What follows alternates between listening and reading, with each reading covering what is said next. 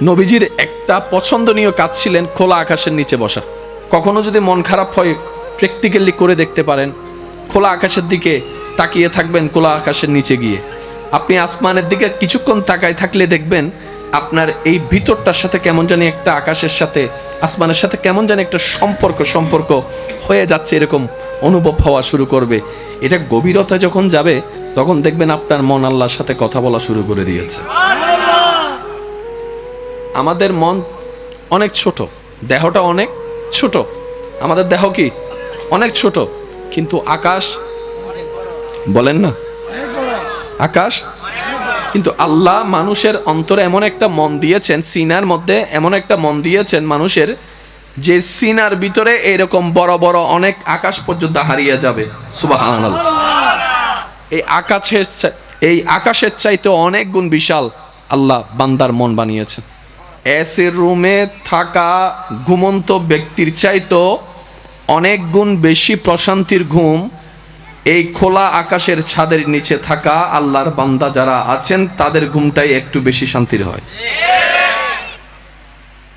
ছাদের নিচে যারা থাকে রোদের কোনো ভয় নাই, বৃষ্টির কোনো চিন্তা, কিন্তু যারা খোলা আকাশের নিচে থাকে তাদের রোদকেও সাফার করতে হয়, বৃষ্টির সাথেও মোলাকাত করতে হয়, আবার মাঝে মধ্যে দমকা হাওয়া বিজলির সাথেও তাদের একটু সাক্ষাৎ হয়ে যায়। কিন্তু বাস্তবতার জীবনে সুখের যে সন্ধানে আপনি আমি তালাশ করি, আমাদের বেশিরভাগ মানুষের মাথায় বসে আছে সুখ। হয়তো ঘরের মাথার উপর যদি একটা ঢালাই করে ছাদ দিতে পারি, সুখটা হয়তো আমার হয়ে যাবে। কথা বলেন ঠিক কিনা? অনেকের ধারণা ছাদ তো দিয়েছি, চতুর্দিকে একটু দেওয়ালটা যদি তুলে দিতে পারি, রুমগুলা যদি একটু বড় করতে পারি, সুখটা হয়তো আমার হবে। এখন এখানের মধ্যে ভিন্নতা আছে। 2 রুমওয়ালা 4 রুমওয়ালাকে দেখে মন খারাপ করে আছে, 4 রুমওয়ালা 3 তলার মানুষের বাসিন্দাকে দেখে মন খারাপ করে আছে। মানুষ যা পায় সেটা নিয়ে শুকরিয়া আমরা করতে জানি না, আমরা সবসময় আরো বেশিটা চাই। এই বেশি চাইতে চাইতে আমাদের আর সুখী হওয়ার, সুখটা অনুভব করার আর সুযোগ হয় না। কথা বলেন ঠিক না? আল্লাহ তাআলা আমাদেরকে একটা ফর্মুলা দিয়েছেন, বান্দা সুখী যদি হতে চাও সহজ করে দিলাম সুখটা। আল্লাহ কিভাবে? রব বলে যে যাই পাও, যতটুকুই পাও, যেভাবে পাও, হাসি মুখে আলহামদুলিল্লাহ বলতে থাকো, সুখের ব্যবস্থা আমি রব করেই দিব। যদি তোমার 2টা রুম থাকে তুমি সেখানে বলো আলহামদুলিল্লাহ, কারণ সুখটা এসির বাতাস দিয়ে আসে না, আমি রবের রহমতের নজর দিয়ে আসে। সুবহানাল্লাহর আওয়াজ আর একটু বড় করে বলেন। নবী রহমতুল্লিল আলামিন প্রায় সময় আকাশের দিকে তাকায় থাকতেন।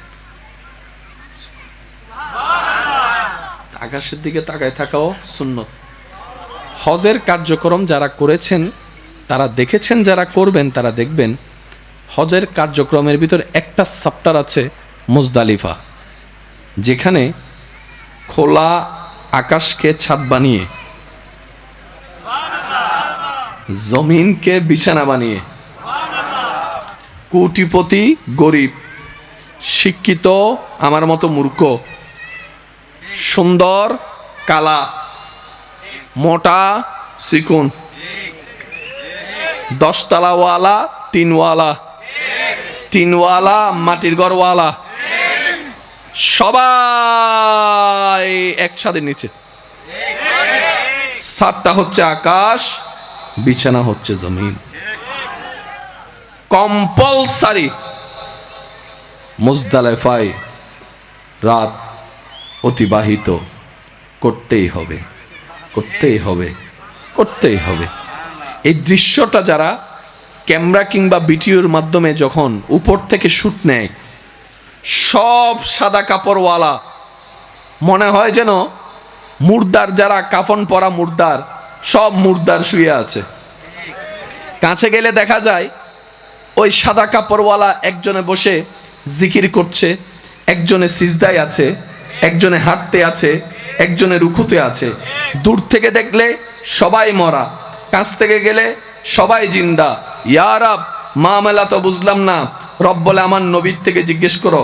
এবার নবীর দরবারে গেলাম, নবী বলে কামিয়াব যদি হতে চাও মুতু কাবলা আনতা মুতু। নবী বলে আল্লাহর অপছন্দনীয় যত অভ্যাস তোমার হৃদয়ে লালন করছে, তোমার অন্তরে ধারণে আছে, তোমার অভ্যাসের সাথে সম্পৃক্ত আছে, ওই অভ্যাসগুলাকে তুমি মেরে ফেলো, তোমার অভ্যাসগুলাকে মেরে ফেলো, খারাপ অভ্যাসকে মেরে ফেলো, তোমার অহংকারকে তুমি মেরে ফেলো, সুবহানাল্লাহ।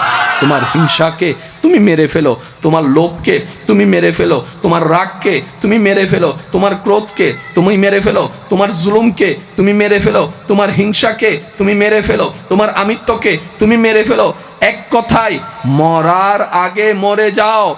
মৃত মানুষ যেরকম অহংকার করতে পারে না, তুমিও জীবন যাপন এমন ভাবে করো তোমার নিঃশ্বাস চলবে কিন্তু তোমার ভিতরের অহংকার মরে যাবে, হিংসা মরে যাবে।